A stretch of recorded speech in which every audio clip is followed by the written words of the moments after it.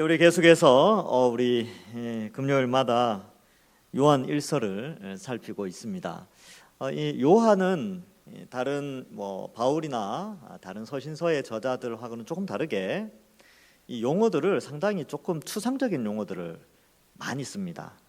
그래서 꼼꼼하게 읽지 않으면 이 흐름을 놓칠 수도 있고 또 참 좋은 말인데 무슨 말인지 잘 모르고 지나갈 수도 있는 그런 내용들도 있습니다. 그러나 이 요한 1서에서 굉장히 강조하는 것 중에 하나는 이 사랑이에요, 사랑. 근데 이 사랑을 깨트리고자 하는 자들을 조심해야 되고, 그렇기 때문에 우리는 이 사랑을 잘 지켜가야 된다라는 것인데, 이 4장 1절부터 6절에서는 이 이단에 대한 이야기가 나옵니다. 우리 지난 시간에 이제 이단에 대해서 배웠죠. 근데 그 전 내용 3장 뒷부분에 가면 우리가 행함과 진실함으로 사랑하자라는 내용이 나오죠. 그러면 사랑하자, 이단 조심해야 된다. 그리고 오늘 본 말씀에 사랑하자 이렇게 돼 있어요. 그렇다면 이것은 사실 교회라는 공동체는 가족과 같고 한 몸과 같아서 사랑으로 서로 연결된 교회 공동체입니다. 근데 이 사랑으로 연결된 교회 공동체를 분열시키고 아프게 하고 다치게 하고 깨트리고 넘어지게 하고 병들게 하는 그 중심에 뭐가 있냐면 진리를 왜곡하는 이단 사상들. 이것이 바로 교회 안에 들어올 때 그러한 아픔이 있는 것이죠. 그래서 그러한 것들을 철저하게 경계해야만 교회는 올바른 사랑의 공동체로 세워질 수 있다라는 것을 강조하고 있습니다. 그래서 문맥의 흐름이 그렇게 되어지고, 우리가 오늘 본문 읽은 말씀은 굉장히 유명한 구절이지요. 하나님은 사랑이시다. 그래서 우리가 서로 사랑해야 된다. 이렇게 기록하는데 그러한 큰 전제를 두고 그 전제가 어떠한 방식으로 하나님은 요한을 통하여서 우리에게 설득해 나가는지도 오늘 본문 말씀을 통해서 함께 살펴보고자 합니다. 7절에 보시면 사랑하는 자들아 이렇게 기록하고 있지요. 예수님 믿는 모든 사람들을 하나님이 요한을 통하여 하나님의 언어로 하나님이 우리를 향하여 하시는 말과 같은 것이죠. 사랑하는 자들아. 왜 사랑합니까? 왜? 자녀 삼아 주셨으니까, 한 몸으로 불러 주셨으니까 사랑하시는 것이죠. 요한도 역시 교회를 사랑하는 자들아라고 표현하고 있습니다. 그래서 여러분, 이 사랑이라는 것은요, 감정적인 부분도 있지만 이성적인 부분도 상당히 많이 차지하게 됩니다. 그래서 감정적으로 끌리는 사랑은 그렇게 오래 가는 게 아니죠. 그러나 이성적인 사랑은 발전되어지고 성장하고 더욱더 아름답게 만들어져 가는 것입니다. 남녀간의 이성간의 사랑도 마찬가지. 처음에는 이제 감정의 끌림으로 인해서 이제 만나게 되지만 그 사랑이 유지되고 확장되고 갈 때는요, 이 아름답게 만들어질 때는 지식적인 부분이 상당히 중요합니다. 상대방이 뭘 좋아하는지, 어떤 성향을 가지고 있는지, 그러한 지식이 들어올 때에 그 사랑이 더 아름답게 만들어지듯이 교회 공동체도 마찬가지예요. 우리가 교회 공동체를 사랑한다라고 했을 때, 우리 동산교회를 사랑한다라고 했을 때는 동산교회의 느낌 그런 이렇게 이 위치에 우리 집 가까이에 있고 아니면 내가 어릴 때부터 자라왔고 그런 감정적인 부분이 아니라 내가 이 교회 공동체를 사랑해야 되는 그런 지식들, 내가 왜 사랑하는지, 왜 사랑하게 되었는지, 왜 사랑해야만 하는지, 이러한 것들이 공급되어질 때, 그 이유들이 공급되어질 때 이 사랑이 더 아름답고 성숙한 사랑으로 발전하게 됩니다. 그래서 7절에 보면 사랑하는 자들아 우리가 서로 사랑하자라고 되어 있죠. 사랑은 혼자 하는 게 아닙니다. 서로 사랑하는 것이죠. 그래서 여러분, 교회를, 성도들을 사랑할 때는요, 나 홀로 사랑이 아니라 공동체 사랑입니다.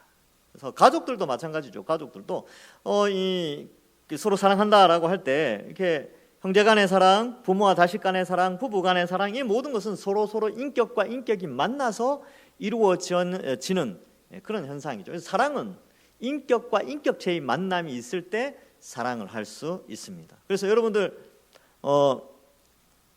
뭐라 그럴까요? 예를 들어서 자동차 사랑하십니까? 아니면 자전거 사랑하세요? 아니면 핸드폰 사랑하십니까? 보통 그럴 때는 사랑한다는 용어를 쓰지 않습니다. 왜냐하면 핸드폰이나 자동차나 자전거나 이런 거는 인격체가 아니에요. 그냥 좋아하죠. 취미생활처럼 뭐 그렇게 하는 그런 건 될 수 있지만 사랑이라는 용어는 인격과 인격 사이에 일어나는 감정의 교류 혹은 이성적 교류에서 나타나는 것입니다. 그래서 여기에서 보면 서로 사랑하자라고 되어 있죠. 그래서 여러분이나 여러분들 주변에 있는 사람, 우리가 서로 교회 공동체는 서로 인격체들이 만났기 때문에 사랑할 수가 있습니다. 그래서 이 사랑은 하나님께 속한 것인데 사랑하는 자마다 하나님으로부터 나서 하나님을 안다.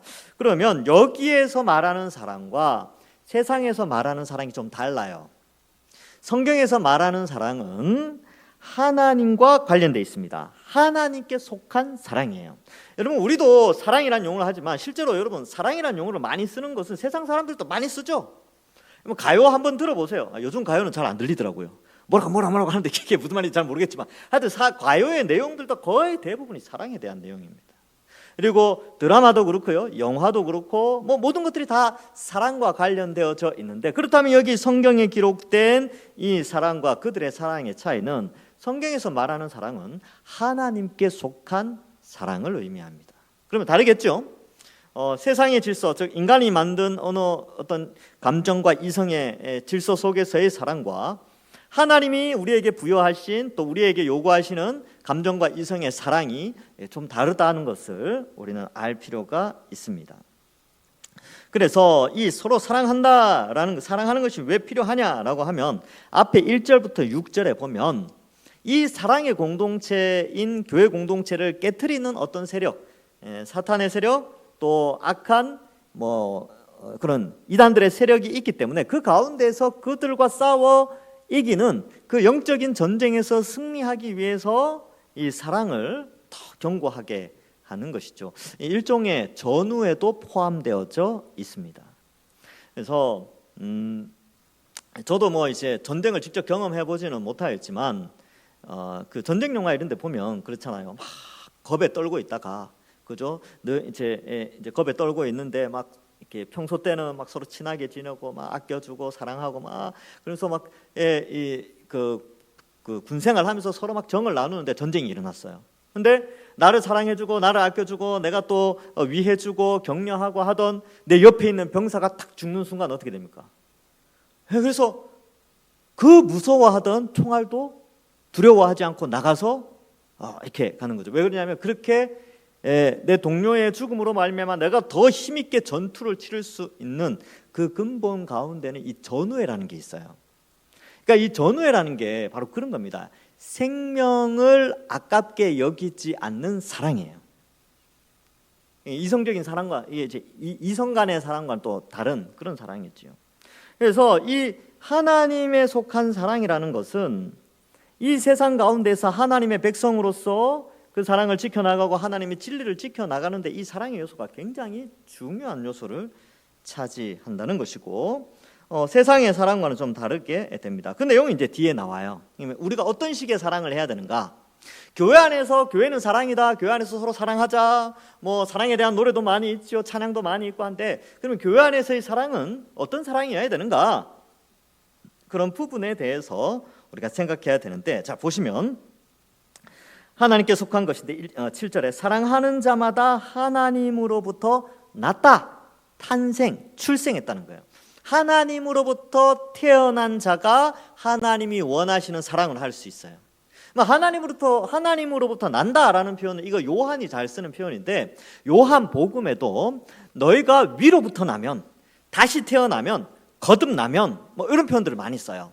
그래서 하나님으로부터 났다라는 것은 요한복음에서는 성령으로부터 위로부터 오시는 성령을 의미한다라고 요한복음 3장에 니고데모가 예수님께 묻잖아요. 어떻게 영생을 얻습니까? 그러니까 위로부터 나야 된다. 어떻게 엄마 뱃속에 다시 태어나야 된다 그러니까 어떻게 뱃속에 다시 들어갑니까? 라고 하니까 위로부터 나는 것이다. 그것은 곧 성령으로부터 나는 것을 의미한다고 기록하고 있습니다. 그래서 우리가 서로 사랑하는데 왜 서로 사랑하냐면 우리가 하나님께 속해 있다는 거예요. 근데 하나님께 속해 있어서 하나님으로부터 다시 태어난 거듭난 형제 자매라는 것을 말해주고 있습니다. 형제 자매는 사랑하죠. 저도 그래요. 저도 이제 우리 형제들이 있는데 7남매거든요. 제가 기억나는 건 제 막내 누나하고 많이 싸웠어요. 어릴 때 머리 막 이렇게 떼고 막. 근데 제가 밖에 나가서 그 동네 형들한테 막 혼나고 있으면 우리 막내 누나가 나가 막 저보다 3살 많은데 저보다 1살 많은 형이 저 막 괴롭히면 막 누나가 가서 막 혼내고 그랬거든요. 원수같이 싸우더라도 제가 나가서 어려움 당하면 돕는 게 그게 가족이에요. 바로 우리가 그렇다는 것이죠. 우리는 다 사실은 남남처럼 이렇게 살아가지만요, 성령 하나님이 우리 속에 오셔서 우리는 다 하나님으로부터 다시 태어난 거듭난 하나님을 아버지로 모시는 한 형제 자매이기 때문에 사랑하는 것이 당연합니다. 제가 이제 어릴 때 누나랑 이렇게 싸우고 나면요, 엄마가 마음 많이 아파하셨어요. 왜 내 속을 썩히느냐 이런 거 많이 들었어요. 그때는 그게 뭔지 몰랐어요. 왜 엄마가 저런 말을 하는지. 근데 이제 좀 커보니까 알겠어요. 자식을 낳았는데 자식들끼리 싸운다? 그 부모한테는 엄청난 상처입니다. 그래서 하나님도 마찬가지죠. 우리를 예수 그리스도의 십자가 형벌 대속의 은혜로 그 엄청난 희생으로 우리를 성령으로 낳아주신, 성령으로 거듭난 우리인데 우리끼리 서로 다툰다? 하나님 아버지의 입장에서는 너무나 마음 아픈 일이기도 합니다.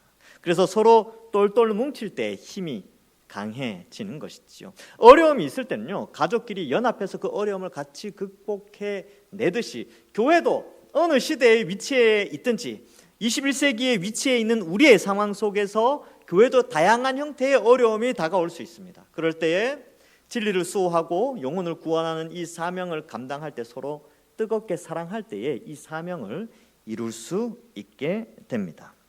자, 그래서 하나님으로부터 나서 하나님을 알기 때문에 우리는 서로 사랑하는 것입니다. 그래서 하나님을 알면 알수록요, 우리는 사랑이 깊어져요.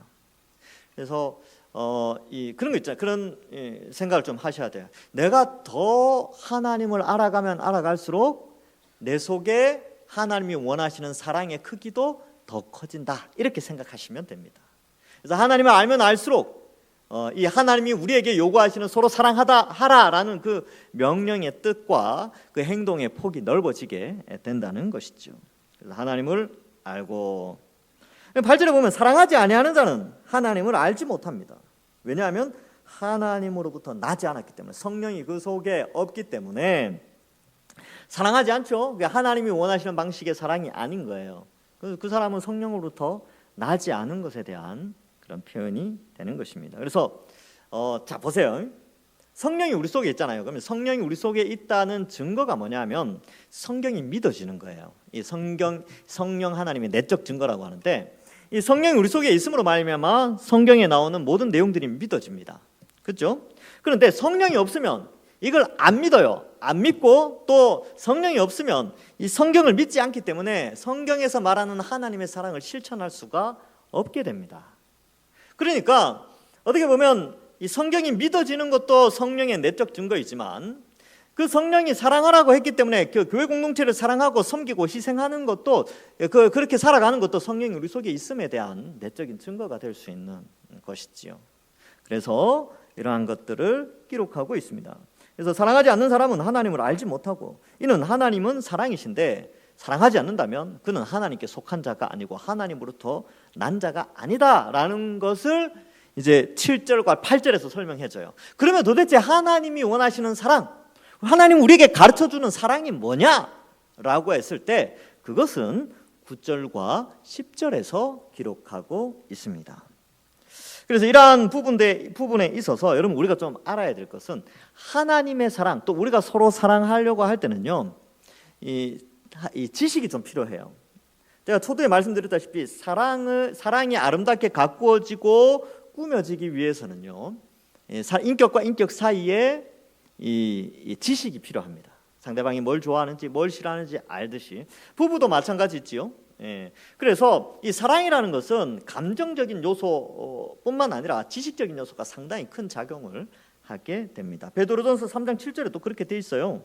이렇게 부부 간의 사랑도 이렇게 표현합니다. 남편들아 이와 같이 지식을 따라 너희 아내와 동거하고, 이렇게 돼 있죠. 이 지식을 따라라는 게 뭐냐 하면 이 복음의 지식도 포함되지만 상대방에 대한 지식을 따라서 그 아내와 동거하라는 것을 의미합니다. 그럼 아내들도 마찬가지죠. 남편을 보고 남편이 뭘 좋아하는지, 또 남편들은 아내가 뭘 좋아하는지 이런 것들을 알아가면서 사랑이 더 깊어지는 것이죠. 그래서 이러한 것들은 하나님의 사랑, 그리고 하나님으로부터 나서 교회 공동체를 이루고 있는 우리 교회 공동체도 마찬가지입니다. 지식을 따라서 사랑이 커져가는데 그 지식의 핵심에는 바로 복음이 자리 잡고 있어요. 그래서 이 부부 간에는 상대방을 서로 알아가면서 사랑을 키워가지만 교회 공동체의 사랑은요, 상대방을 알아가는 사랑도 중요하지만 그 우선은 교회 공동체 안에서는 십자가의 사랑을 먼저 알아야 돼요. 그래야 지체 간의 사랑도 더욱 뜨겁게 사랑할 수 있게 됩니다.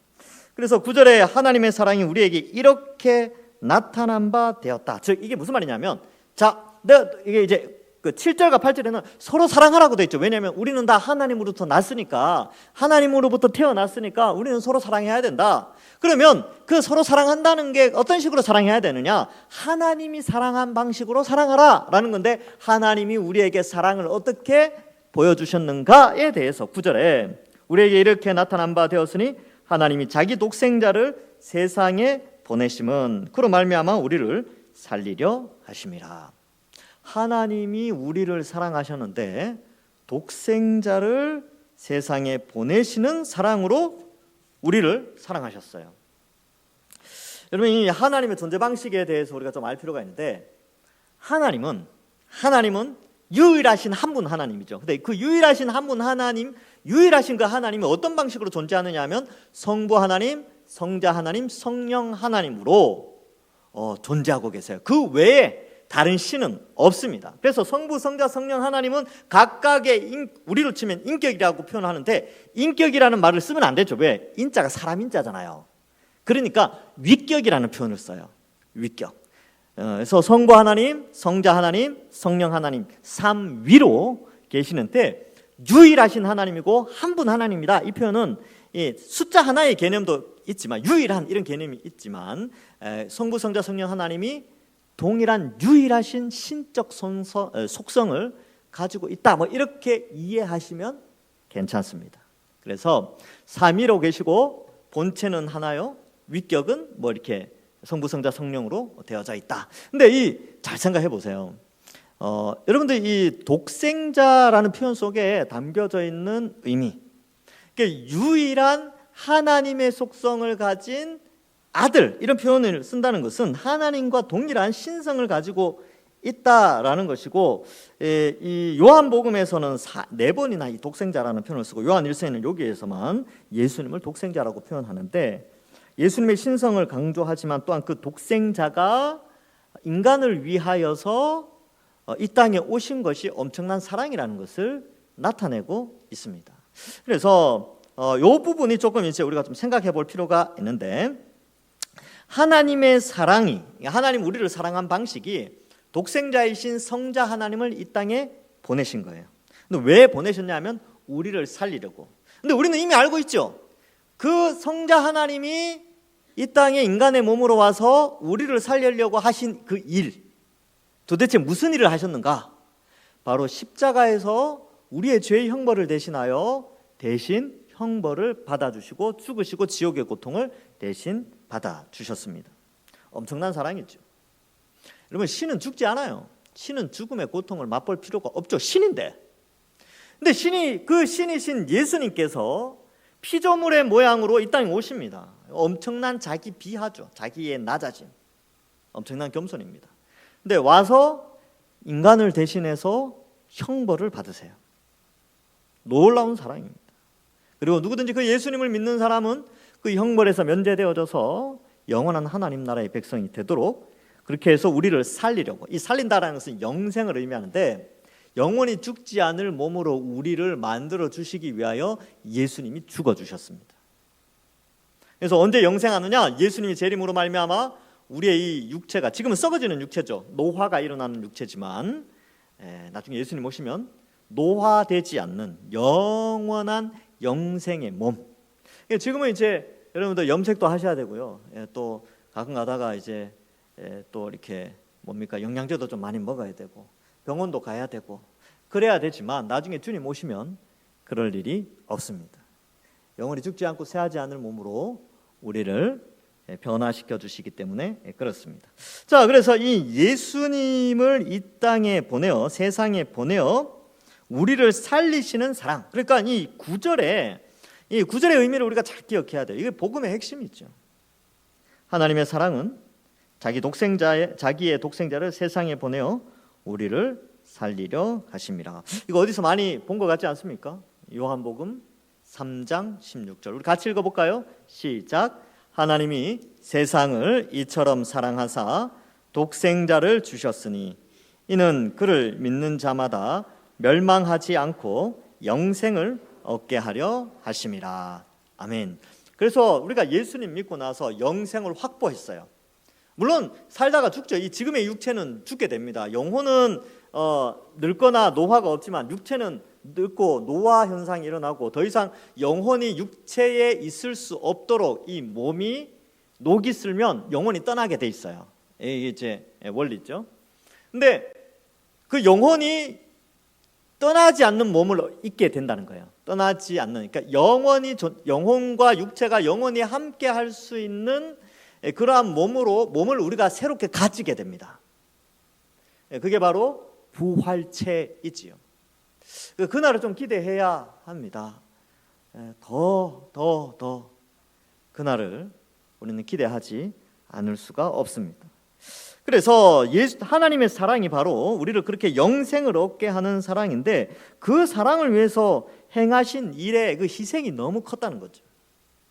너무나 큰 사랑이었습니다. 독생자를 주셨죠. 그래서 여러분, 그러면 우리의 생명을 영생을 주시기 위해서 예수님이 그렇게 희생한 그 사랑, 하나님 우리를 그렇게까지 사랑하셨다면 우리는 어떻게 해야 하는가? 우리가 다 예수 그리스도로 말미암아 위로부터 성령으로부터 태어나서 성령이 우리 속에 오셔서 그 예수 그리스도의 십자가 복음을 믿도록 하신 거거든요. 그럼 우리가 다 한 가족으로서 이제 살아간다면 그 엄청난 희생을 통하여 맺어진 가족, 형제, 자매라면 당연히 사랑해야죠. 부모가 설날에 자녀들 이렇게 세배하고 나면 부모님들이 덕담하잖아요. 원래는 더 뭐 공부도 잘하고 뭐도 하고 이제 사이좋게 잘 지내라 그런단 말이죠. 우리 하나님도 마찬가지예요. 여러분들에게 성경을 통하여 서로 뜨겁게 사랑하라. 왜 그러냐면 피 쏟아 낳은 자식들이라서 그렇습니다. 다 예수 그리스도의 피를 쏟아 우리를 하나님 자녀로 삼아 주셨습니다. 그래서 이 사랑할 수 있는 이유는요, 우리는 다 십자가로 말미암아 구원받은 한 사람 한 사람이기 때문에 우리는 서로를 아끼고 사랑할 수 있습니다. 자, 그래서 10절에 보면 사랑은 여기 있다. 자, 여기에 나오는 사랑은 뭐냐 하면 이제 너희가 서로 사랑하라라고 했는데 어떤 식으로 사랑해야 되느냐? 하나님이 우리를 독생자를 주시기까지 사랑하셨다. 너희가 서로 사랑해야 되는 그 사랑이 여기 있다는 거예요. 이게 뭐냐 하면 이 방식으로 사랑하는 것이죠. 우리가 하나님을 사랑한 것이 아니요 하나님이 우리를 사랑하사 우리 죄를 속하기 위하여 화목제물로 그 아들을 보내셨습니다. 이렇게 말씀하고 있습니다. 여러분, 그 하나님의 아들의 이름이 뭡니까? 바로 이 땅에서는 예수였죠.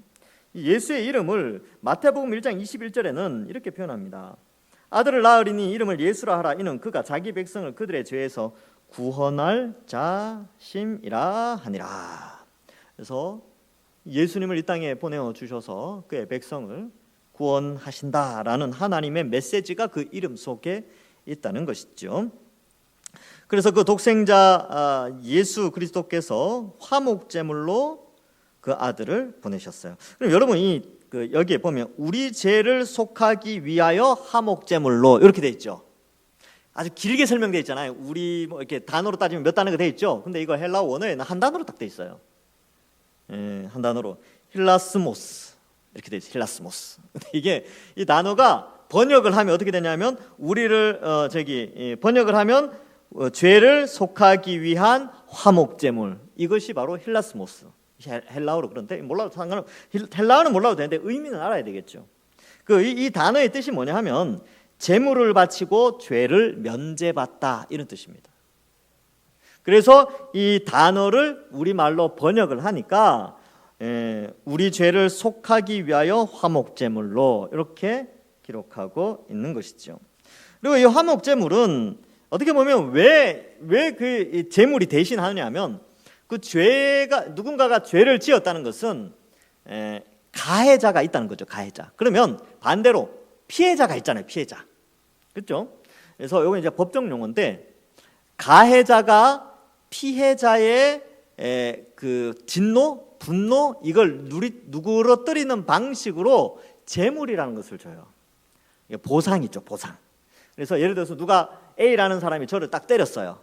그러면 우리가 생각해 볼 때 내가 한 대 딱 때려도 되지만 내가 때림으로 말미암아 또 다른 죄가 발생하니까 법적으로 그 때린 것에 대한 보상으로 맞은 나의 진노를 누그러뜨리는 방식으로 어떤 것을 이렇게 준다면 분노가 사그라들죠. 그래서 이게 화목제물입니다. 노를 누그러뜨리는 그 어떤 것. 이것도 이제 이 단어에서 이 영향을 받는데 우리 죄에 대해서 제물을 바치고 죄의 형벌을 면제받기 위해서 드려지는 제물. 그래서 이 제물의 특징은 속죄의 개념도 포함되어지고 그 속죄의 결과로 서로 화목한다라는 의미가 이 단어 속에 포함되어져 있습니다. 그래서 여러분이 제 소논문 제가 이거 읽어봤는데 이 단어 하나로 소논문 A4로 막 한 열 몇 장을 써놓은 게 있더라고요. 읽어보니까 그거예요. 이거를 진노를 누그러뜨린다는 것에 강조를 줄 것이냐, 죄를 없앤다는 것에 강조할 것이냐. 이제 제가 읽은 그게 둘 다다. 이렇게 이제 결론은 그거예요. 둘 다다. 그래서 진노를 누그러뜨려서 서로 화목하게 하는데 그 제물의 역할을 예수님이 하셨다는 것이죠. 근데 왜 인간으로 오셔야만 했는가? 형벌을 대신 받기 위해서. 그래서 하나님은 공의의 하나님이시잖아요. 그러니까 그냥 죄를 지었지만 형벌은 없다고 해줄게 하면 공의가 없어지죠. 죄를 지었으니까 마땅히 그 죄에 대한 형벌을 받아야 된단 말이에요. 근데 받아야 되는데 그걸 받아버리면 인간은 어때요? 하나님의 백성이 될 자격을 갖춘 사람은 아무도 없으니까 다 지옥 가는 거예요. 그러면 하나님이 인간 만들어 놓고 다 지옥 보내면 그게 뭐 하나님입니까? 그러니까 하나님 입장에서는 공의도 행해야 되고 인간들이 죄를 지어서 그들을 벌을 내리고 영벌에 처해야 되지만 또한 또 한편으로는 인간을 하나님의 형상으로 만들었잖아요. 그들을 사랑하시기 때문에 그들을 구원하시기 위하여 또한 어떤 조치를 취해야 된다는 것이죠. 그래서 이 죄에 대해서 형벌도 가하지만 그들도 구원하는 방식, 바로 성자 하나님이 죄 없는 인간으로 이 땅에 와서 죄인의 죄의 형벌을 대신 받음으로 말미암아 형벌을 치러 줌으로 말미암아 형벌이 면제되도록 해주시는 방식을 쓰게 된 것입니다. 제가 이거 여러 번 예를 들었는데 제가 옛날에 이제 면허증 따고 과속해가지고 과태료를 받은 적이 있어요. 옛날에는 내비게이션이 없었거든요. 저 60km 도로였던 것 같은데 70몇 킬로로 좀 이제 70km 후반대로 좀 달렸다가 그때 대학생 때라서 돈이 없었어요.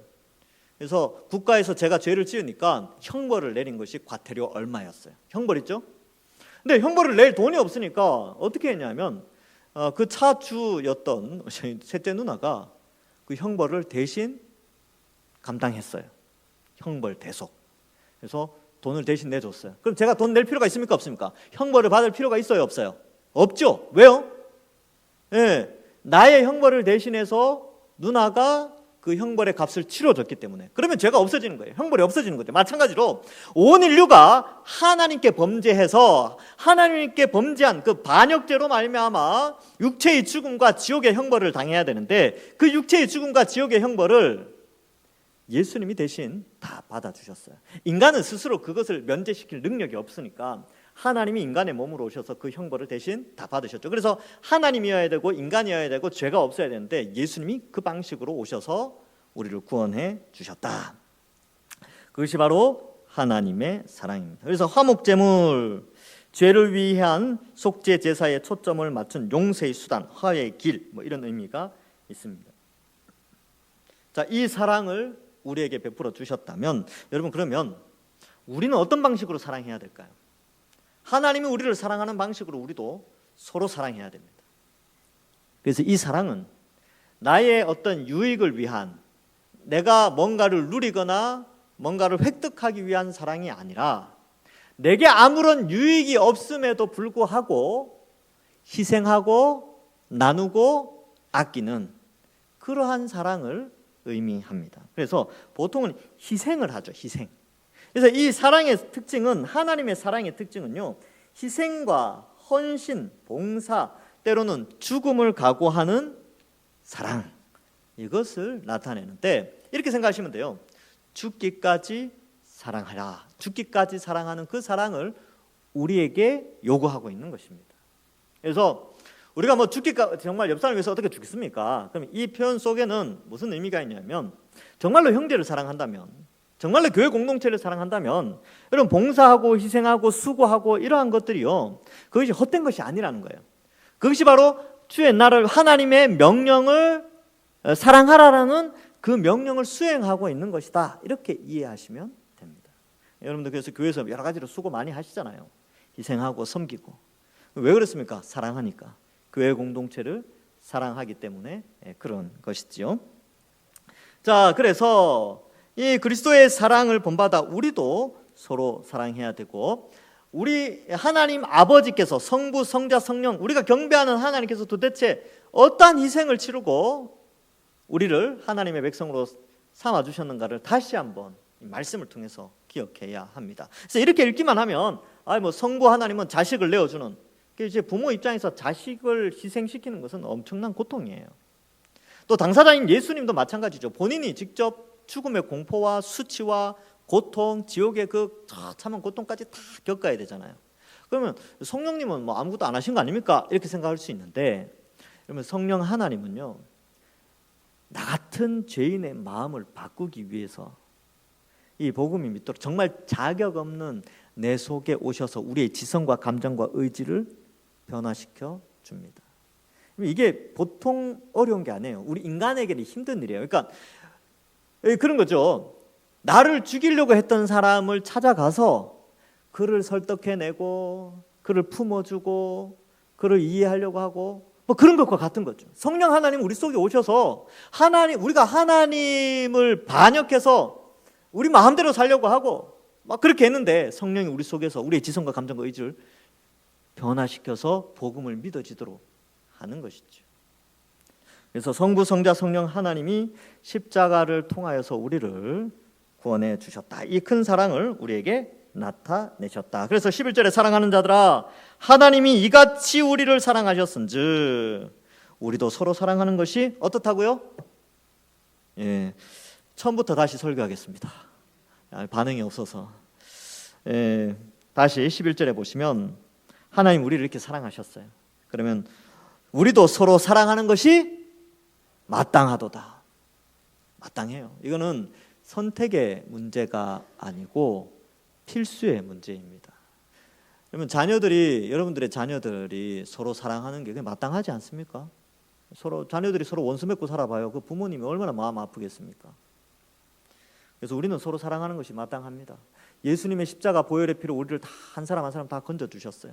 근데 우리 안에서 서로 미워하고 서로 배제하고 서로 또 막 다투고 욕하고, 그것은 교회 안에 있어서는 안 되는 것입니다. 그것이 이 교회 안에 들어올 수가 없죠. 왜?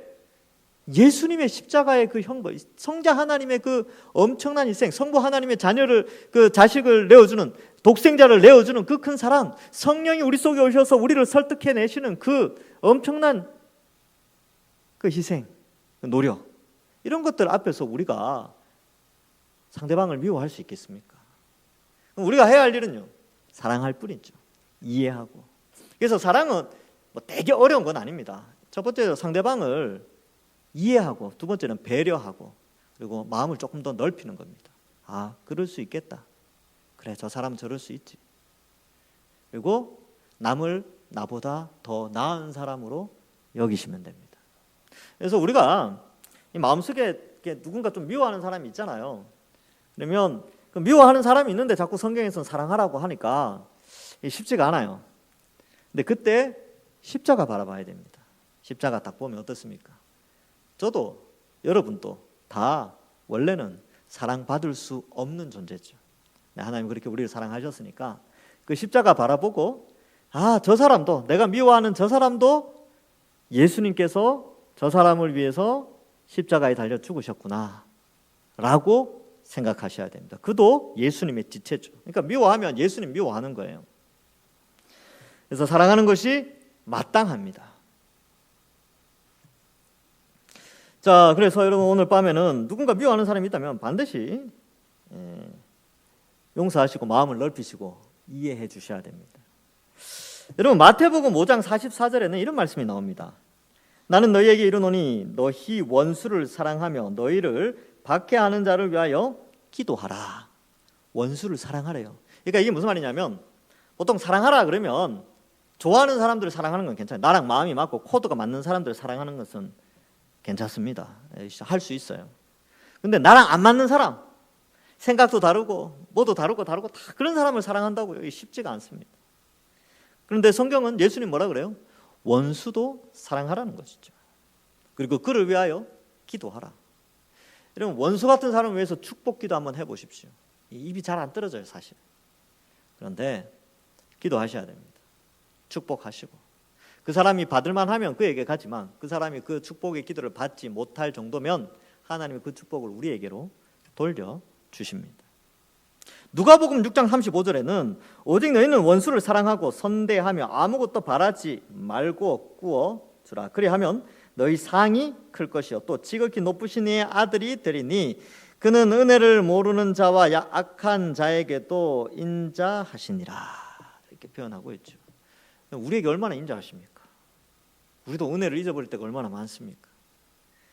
그런데 성경은 예수님은 우리에게 원수를 사랑하고 오히려 선대하라 이렇게 표현하고 있습니다. 보통 원수들한테 선대하진 않죠. 이제 말도 안 걸고 인간 취급도 안 하고 그러면 속이 편해요. 그런데 성경은 예수님은 선대하라. 왜냐하면 예수님이 선대하셨습니다. 얼마나 선대하셨냐면 원수를 향하여 자신의 목숨을 내어 주셨죠. 십자가에서 자신을 찌르고 조롱하고 때리고 못을 박던 그 사람들을 향하여서도 저들의 죄를 저들에게 돌리지 마옵소서. 그렇게 선대하셨습니다. 우리가 이 사랑한다는 것이 바로 여기까지 가는 것이죠. 이런 과정을 이제 여러분 인생을 살아가면서 이럴 때가 있어요. 누군가 되게 미워질 때가 있는데 그때 선대 한번 해보세요. 이해해주고 마음을 넓혀주고 용서해주고 딱 하면요 신앙이 갑자기 확 자랍니다. 이게 이제 성장기 때 아이들 왜 중고등부 아이들 보면 방학 지나고 이제 어느 날 딱 보면 키가 번쩍 커 있죠. 애들 보시면 교회 안에서도 마찬가지고 애들도 마찬가지죠. 갑자기 훅 클 때가 있어요. 보통 때는 뭐 1년에 몇 센치 한 5cm씩 자라다가 갑자기 막 1년에 막 10cm, 15cm 막 자란단 말이죠. 여러분 원수를 사랑하는 이렇게 교회 안에서 누군가 미워하는 감정이 있다가 그 엄청난 그 격동의 마음을 누그러뜨리고 이해하고 상대방을 선대하면서 오히려 그를 위하여 축복하고 원수를 사랑하는 경지까지, 그 경지라는 표현은 좀 그렇지만 그러한 순종의 자리에 딱 나아갔을 때 신앙이 갑자기 확 성장합니다. 한번 해보십시오. 앞으로. 그렇게 되면 하나님이 기뻐하시죠. 여러분 부모들이요 자녀들 갑자기 쑥쑥 크는 거 보면 되게 행복해합니다. 그렇잖아요, 여러분들. 자녀들 키워보신 분들은 알죠. 자녀들이 맨날 키가 잘 안 크고 막 그러는데 어느 날 갑자기 키가 쑥쑥 크고 막 말도 맨날 어린아이처럼 하다가 어느 날 갑자기 막 철 들어가지고 막 그러면 부모를 감동시키는 말 한마디씩 하면 여러분들 감동받잖아요. 우리도 마찬가지입니다. 원수 같은 교회 안에서 원수 같은 사람끼리 막 대척점 하다가 그래 말씀에 순종해야지 하고 막 용서하고 선대하고 막 위에서 기도하면 누가 감동받냐면 하나님이 감동받습니다. 그리고 예수님이 그러시겠죠. 물론 이건 성경에 안 나오지만 제 생각으로 2000년 전에 십자가에서 희생당한 거 아깝지 않구나. 그런 말 하시지 않겠습니까? 우리가 서로 사랑하면. 자 12절의 마지막으로 어느 때나 하나님을 본 사람이 없으되 만일 우리가 서로 사랑하면 하나님이 우리 안에 거하시고 그의 사랑이 우리 안에 온전히 이루어지느니라. 그래서 사랑을 통하여서 하나님 우리 가운데 거하신다는 것을 아는 거예요. 예수님도 그랬죠. 너희가 서로 사랑하라. 그러면 너희가 내 제자인지 세상이 알리라. 우리가 서로 사랑할 때 하나님의 사랑이 저 교회 공동체에 있구나. 그래서 그리스도를 닮아 서로 사랑하는 예수님께서 우리를 사랑해 주셨던 것처럼 우리도 서로를 이해하고 용서하고 또 아껴주고 배려하는 것, 이것이 필요합니다. 가끔 그런 사람이 있습니다. 나는 불의를 보면 못 참아. 이제 가끔은 좀 참으십시오. 예수님은 우리의 불의를 보고 참으셨습니다. 저의 불의를 보고 예수님 참으셨어요. 그리고 저를 위해서 십자가에 달려 죽어주셨습니다. 물론 불의가 좋은 것은 아닙니다. 불의를 해결할 수는 있어야 되겠죠. 그러나 또 이해할 수도 있어야 됩니다. 특별히 교회 안에서 상대방의 부족함, 연약함, 그러한 것들을 이해하고 배려해 주는 것이 필요합니다. 그래서 우리가 정말 이 말씀처럼 서로 사랑하는 것 참 쉽지 않은 일이지만 우리가 서로 사랑하는 이 명령에 순종하면서 살아야 합니다. 말씀을 맺습니다. 여러분, 우리는 다 십자가 형벌 대속에 그 삼위 하나님의 사랑으로 이 자리에 앉아 있습니다. 그리고 하나님이 우리의 아버지 되셔서 우리를 성령으로 거듭난 자들이라고, 그래서 우리는 다 한 형제 자매라고 말씀하십니다. 아버지 하나님께서 우리에게 요구하시는 게 뭐냐면, 야, 너희들 서로 좀 사랑해라 라고 하는 것이죠. 왜? 한 형제 자매니까. 부모들이 자녀들에게 하는 말과 똑같습니다. 아무쪼록 우리 동산교회는 지금껏 서로 잘 이 과정들을 잘 이끌어 오고 있다고 저는 믿습니다. 또한 그렇게 실제로 그렇고요. 더 뜨겁게 사랑해서 앞으로도 또 하나님을 아버지로 모시는 한 형제 자매로 지금도 사랑하지만 더 뜨겁게 희생하고 이해하고 배려하고 또 선대하고 축복해주는 그런 아름다운 공동체가 되기를 주님의 이름으로 간절히 축원합니다. 기도하겠습니다. 하나님 아버지, 은혜를 감사합니다. 우리를 택하여 구원하여 주시고 예수 그리스도의 십자가 그 큰 사랑을 깨닫게 하여 주셔서 서로 사랑할 수 있도록 은혜 내려주시니 감사합니다. 감성적인 사랑이 아니라 하나님을 알고 성경을 알아가는 사랑, 그 성경을 알므로 순종하는 그 사랑을 우리에게 더욱더 부어주시고 이 마지막에 사랑이 식어지는 이때, 마지막 때에 사랑이 식어지고 또 사랑을 찾기 어려운 시대에 우리는 더 뜨겁게 사랑하는 저희들 다 될 수 있도록 우리 동산교회를 지켜 주옵소서. 이 밤에 우리와 함께하여 주시고 또 우리의 기도도 응답하여 주실 줄 믿사옵고 감사드리옵고 예수님의 이름으로 기도하옵나이다. 아멘.